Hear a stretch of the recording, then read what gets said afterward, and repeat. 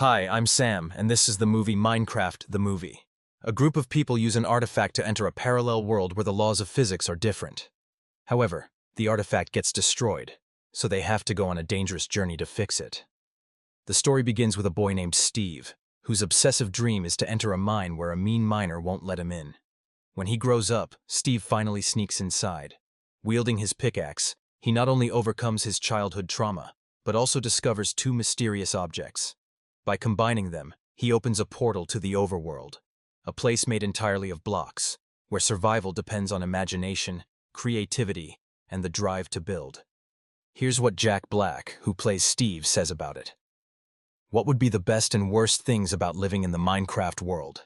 The best part is creative mode, where you can build anything from any materials your imagination can dream up. It'd be amazing if we could do that in real life. Well, probably you can. You can build anything. Like pyramids, people built those, but in Minecraft it's way easier. You can build an amazing house in a few hours instead of years. You know what I mean? Yeah, that's the point. It's like unleashing your architectural imagination. Steve stays to live there. One day, a gray wolf named Dennis mistakes him for a piglet and comes to him. With a four-legged, single-tailed friend by his side, Steve finds a second portal leading to the Nether, where piglins live. Their queen, Malgosia, wants to seize the sphere of dominion, and with it, the overworld. To save the blocky paradise, Steve orders Dennis to hide the sphere in his home in another world, and he stays behind to cover their retreat. The wolf runs to Steve's house and hides the artifact under the bed. The story then shifts to Garrett, who used to be a star, a champion of arcade games. Since then, Garrett's fame has faded like old arcade machines covered in dust. He now owns a store selling antique game systems, arcades, consoles, and cartridges. To avoid bankruptcy, Garrett heads to a warehouse auction where items from someone named Steve are being sold. Among them is a box from a very rare Atari Cosmos console. Hoping to make money reselling it, Garrett outbids his competitors. But he's disappointed. Instead of the vintage device, the box contains junk, including the blocky objects. A boy named Henry moves to town with his older sister Natalie, who dropped out of Nevermore Academy, dyed her hair, and got a job to support Henry after their mother died. They meet near a house with realtor Dawn, who runs a mobile zoo. Henry goes to his new school carrying a pizza baked by his sister. On the way, Henry stops by Garrett's shop, where the man snacks on pizza in exchange for manly advice as useful as a fur coat in a bathhouse. At school, to prove his engineering genius, Henry builds a backpack and ties it to a skeleton as a challenge. During the launch prep, classmates secretly cut the cable, causing the skeleton to crash into a local chip factory where Natalie works. The teacher gives the kids an important life lesson. In a crisis, Wally is the first to pretend he's not involved. Henry calls Garrett, asking him to pretend to be his uncle. Vice Principal Marlene recognizes Garrett as a former local star and janitor. Since she likes younger men since her bakery days, she flirts with him, but he remains aloof like a true gamer. In Garrett's shop, Henry is drawn to the sphere of dominion and an earth crystal. Instructions say never to combine these items, but the boys decide to test it. The resulting object pulls them toward an abandoned mine. Dennis secretly follows, hoping to return home. Deep underground, an ancient portal has been dormant for years, slowly gaining power and waiting for someone to find it. Natalie and Dawn track Henry by phone GPS and descend after them. Suddenly, the sphere sucks in everyone into the portal. All four find themselves in a bright, colorful world based on cubism. In the Nether, Malgosia receives a sign that the sphere has returned. She descends to a prison where Steve is held, demanding he bring her the sphere, threatening to kill Dennis. The wolf lost his collar while escaping. Unaware that his friend is free, Steve agrees. Suddenly, night falls in the overworld without warning. The awakened undead attack the people. Running away, Garrett falls into a pit, breaking through to a dungeon and fleeing further. Chased by skeleton archers riding cross-eyed spider mounts, Henry accidentally crashes into a tree, dropping the sphere and turning the trunk into a resource block. Picking it up, he intuitively knows what to do and builds strong walls around Donna, their friend. Garrett escapes the dungeon but encounters a creeper monster. A hit to its green face triggers its self-destruct mode, blasting the man backward. Standing up, he sees zombies approaching, calling him from a tower Henry built. Garrett grabs the dropped sphere, but an arrow from a skeleton archer knocks it out of his hands and shatters the earth crystal, disabling the portal. Inside, Henry breaks the tower blocks to let Garrett in. The activated creeper approaches the tower. Its explosion breaches the defenses, and monsters surround the people on top. Suddenly, Steve appears and expertly dispatches the monsters like the Winchester brothers. The violent battle is brief. Morning comes. The sun burns the corpses within 5 seconds. Steve tells the newcomers they need the Earth crystal to return home, as rare as admitting you're wrong on the internet. Fortunately, there is one in the forest mansion. Steve agrees to help them if they give him the sphere. They go to the village to get equipment. Steve explains locals are pacifists, and stone golems, the size of Uncle Stepa, maintain order. Meanwhile, Malgosha arms a squad led by a general for a raid outside the Nether. Because sunlight is deadly for them, piglins drink protective potions before leaving. Natalie and Dawn go to find the world map. Steve shows Henry and Garrett his workshop arsenal, including diamond armor and a teleportation pearl. Garrett throws the pearl away, using its only charge. Steve teaches guests about crafting. Garrett makes nunchucks from 2 buckets. Not perfect, but works. Henry crafts a handheld cannon. Taking advantage of the moment, Garrett hints that the path to the mansion must go through the diamond replicas Steve mentioned. Otherwise, they won't find the sphere. Suddenly, piglins attack the village riding floating balloons with built-in flamethrowers. Like true pigs, they cause chaos, scaring the peaceful locals. Steve and friends prepare to fight back. Garrett challenges the general, but accidentally knocks out Steve and gets beaten by a piglin.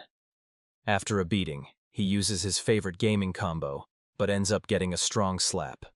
A timely golem guardian saves him. Steve, recovering, orders retreat.